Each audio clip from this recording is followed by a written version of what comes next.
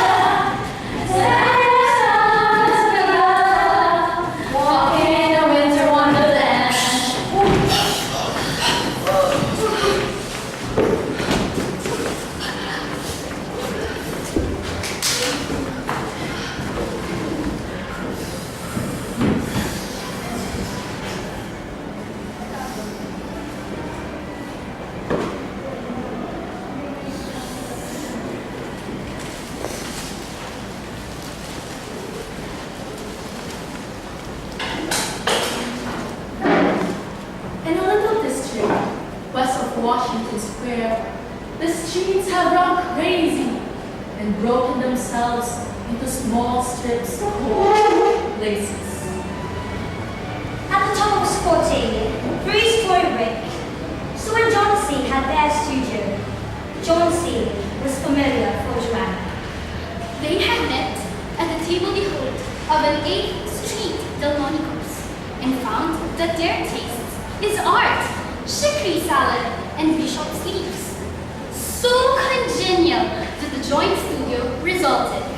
That was in May. In November, a cold, unseen stranger whom the doctors called pneumonia stalked about the colony, touching here and there with his icy fingers. Ever on the east side, the ravager strode boldly, smiting his victims by scores, but his feet trod slowly through the maze of the narrow and moss-grown places. Mr. Pneumonia was not what you would call a chivalric old gentleman. The mind of a woman thinned by California zephyrs was hardly fair game to the red-fisted, short-breathed old duffer. But John C., she smote, and she lay, scarcely moving on her iron bedstead, looking through the small Dutch window panes on the next brick house, staring.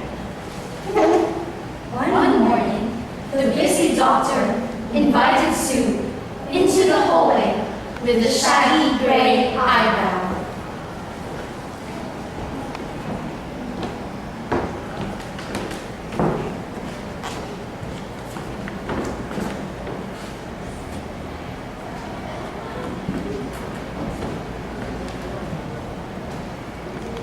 She has one chance, let us say 10. That chance is for her to want to live. This way people have a blinding view, and the sight of the undertaker make the entire pharmacopoeia look silly.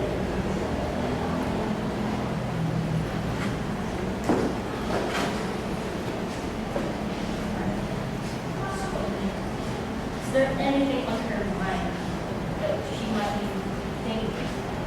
Your little lady has already thought that she would never get through this. She wanted to paint the Bay of Naples someday. Paint?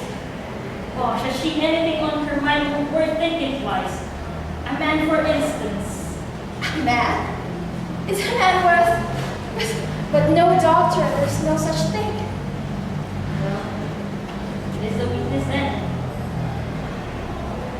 I will do all the science. So far as to take photos through my experience and see if I can accomplish that. But whenever my patient starts counting carriages of her funeral procession, I subtract 50% from the curative medicines. But if you can answer one question about the new winter styles and clothes leaves, I can give you 1 of 5 chance instead of 1 of 9. After the doctor had gone, Sue went to her room and cried a Japanese napkin to a pop. Then she swaggered into Johnson's room with her drawing board, listening ragtime. Chauncey lay, scarcely making a ripple under the bedclothes, with her face toward the window. Sue stopped, whistling, thinking she was asleep.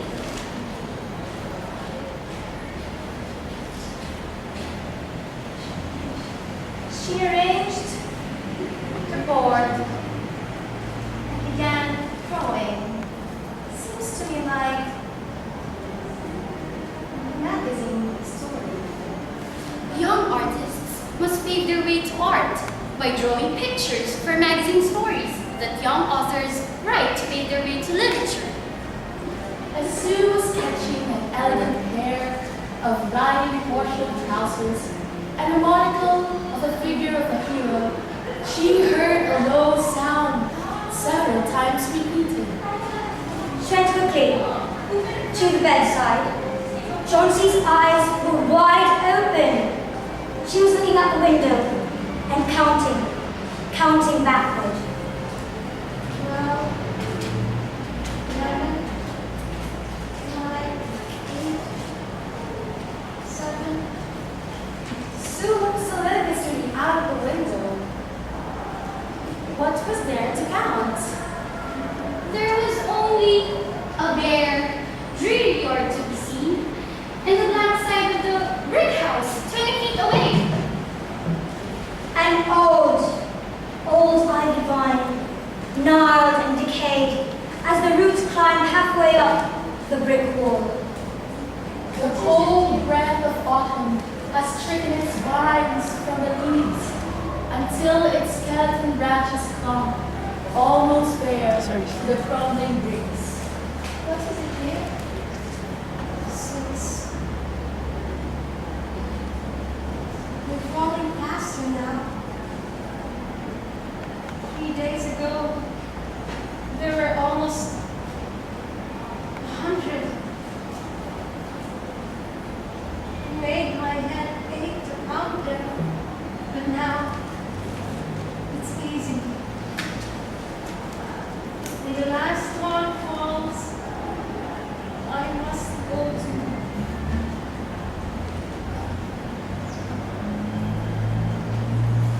What, dear? Tell me soon.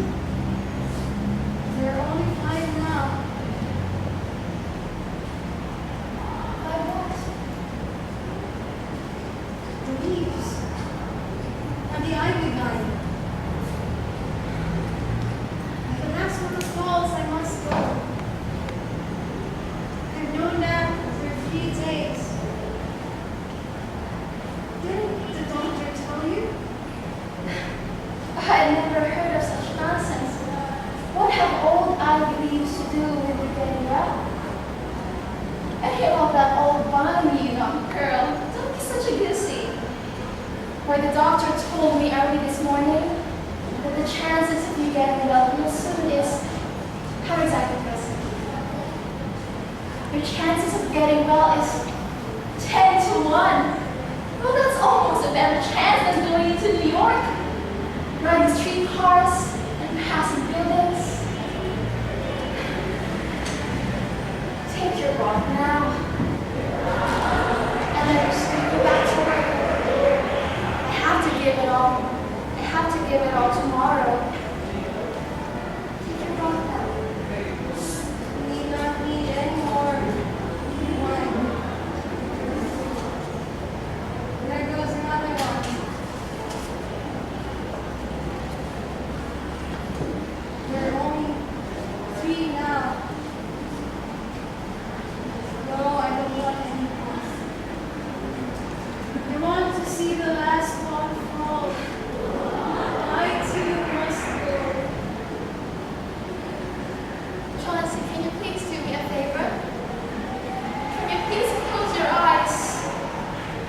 cannot look out the window till I'm done working. I have to give all of these tomorrow. And I need a light, or I'll put down shade. Couldn't you draw in the other room? I'd rather draw here beside you.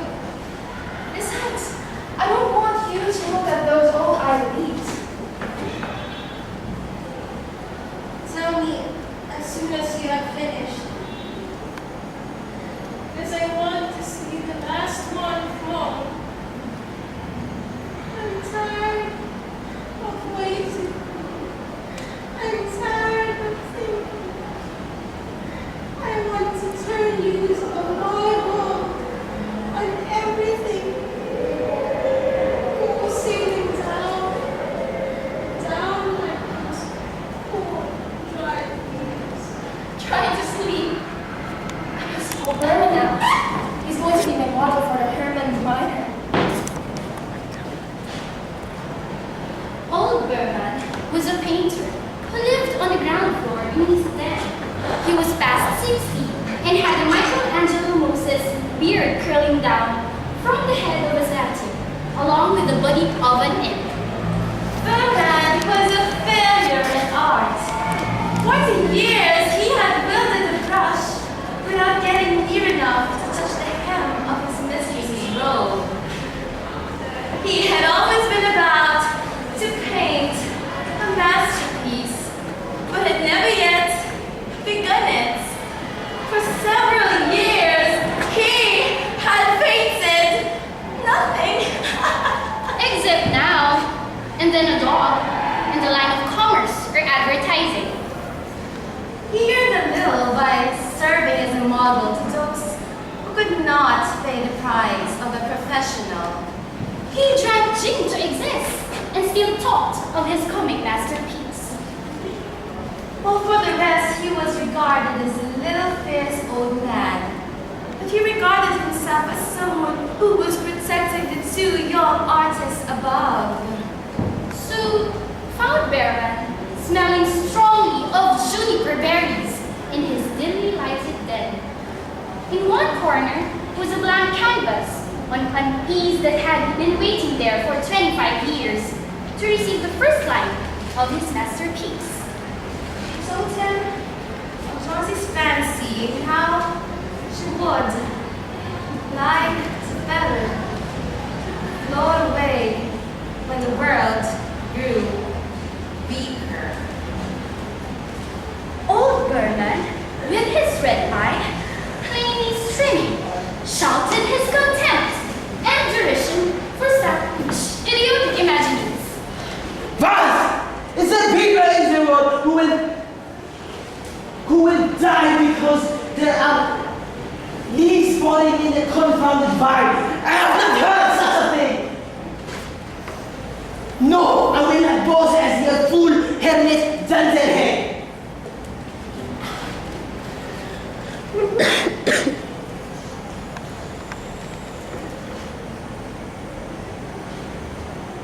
Little Miss Yonsi? Poor little Miss Yonsi. Why do you let such foolishness get into that brain of her? Poor little Miss Yonsi. If you did not want to be my model, it's all right.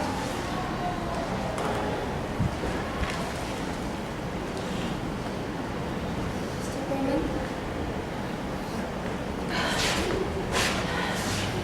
Is such a woman of you? For half an hour, I have been trying to tell you that I am ready to pose. Go, I come with you. This is no place for a good as Miss Yonsi to die in such place as this. Someday I will paint a masterpiece and we will go all the way. God, yes. Chauncey was sleeping when they went upstairs. Sue pulled the shade down to the window and motioned Berman into the other room. In there, they peered fearfully at the ivy vine. Then they looked at each other for a moment without speaking.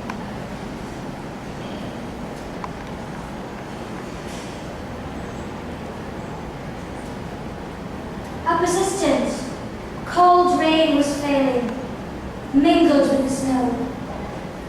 Herman, in his old blue shirt, sit as an urban miner for an upturned kettle and a rock. When Sue awoke from an hour's sleep, the next morning, she found Chauncey with dull, wide-open eyes staring at the drawn green shade. Pull it up. I want to see. She ordered in a whisper. Clearly, Sue obeyed.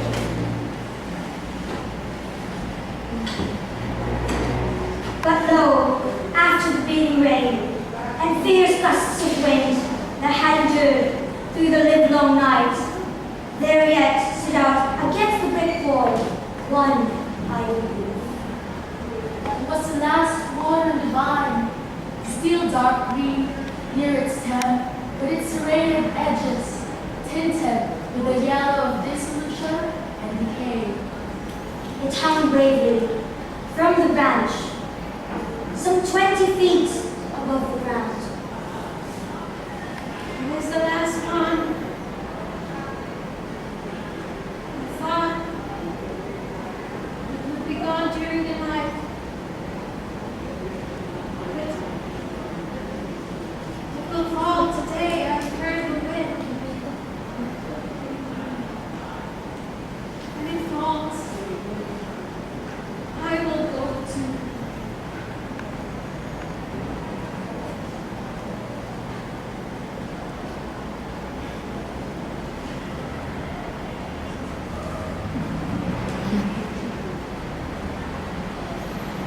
But Chauncey, Sue, stop talking.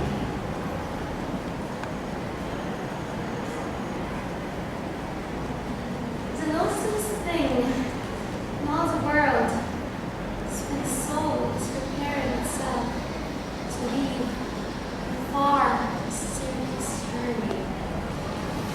The fancy seemed to possess her more strongly, as one by one the ties that bound her to friendship and to earth were loosed.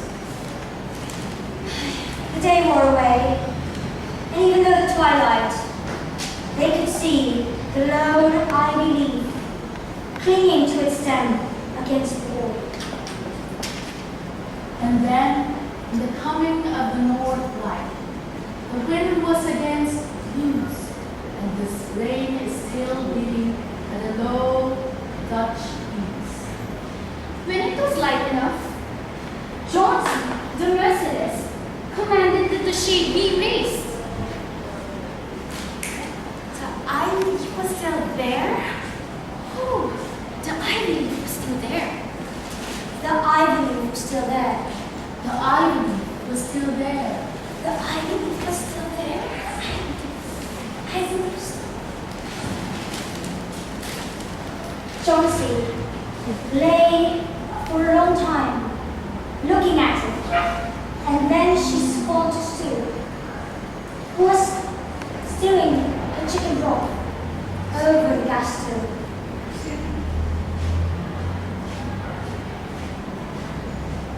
I've been a bad girl, Sue. Something has made the last leaf stay there to show me how wicked I was. It is the sin to want to die. You can bring us a little broth now and some milk with a little ornament. No, bring me a hand mirror first. Pack some pillows about me, and I will sit down and watch you cook. An hour later, she said,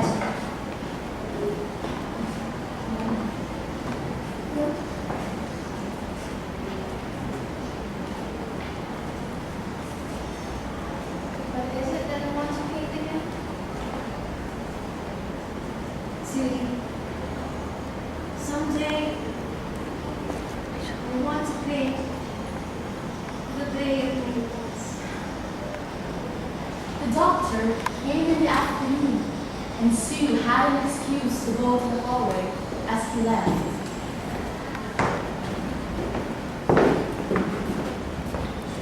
Even chances, with good nursing, you'll win.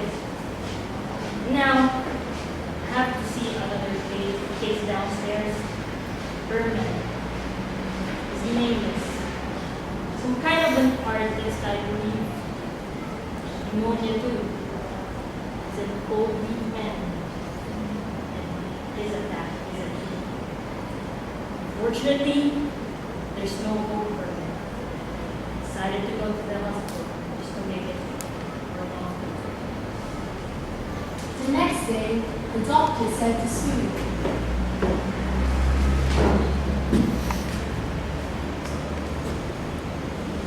This, all the observations I did to her, she's out of danger. You won. Nutrition and care now, that's all.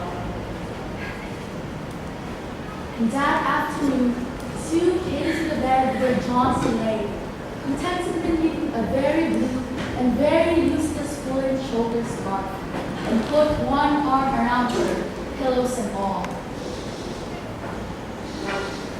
I have something to tell you about. Berman died today in the hospital.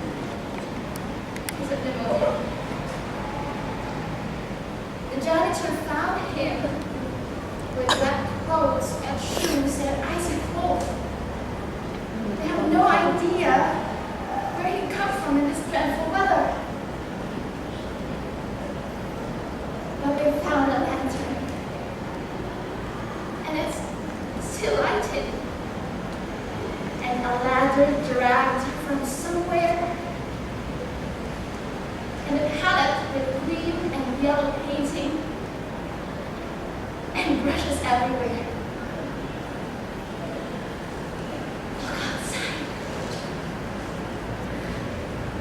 Have you ever wondered why the leaf, the old ivy leaf, didn't flutter or move when the wind blew? Johnson, it's Berman's masterpiece. He drew that the night that the last ivy leaf